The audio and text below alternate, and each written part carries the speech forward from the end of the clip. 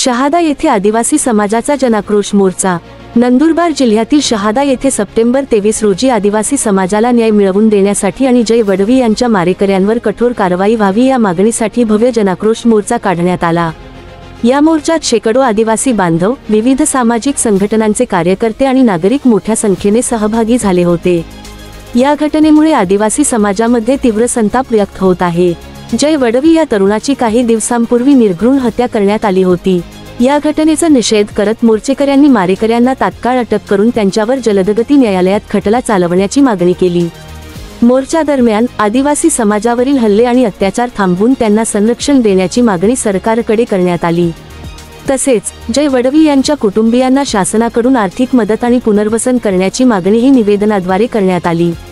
उपविभागीय अधिकारी कार्यालयाजवळ मोर्चाची सांगता झाली। यावेळी जोपर्यंत जय वडवी यांना न्याय मिळत नाही आणि दोषींवर कारवाई होत नाही तोपर्यंत आम्ही शांत बसणार नाही, असा इशारा आदिवासी नेत्यांनी दिला। या घटनेची गांभीर्याने दखल घेऊन सरकारने तात्काळ कारवाई करावी अशी अपेक्षाही व्यक्त करण्यात आली।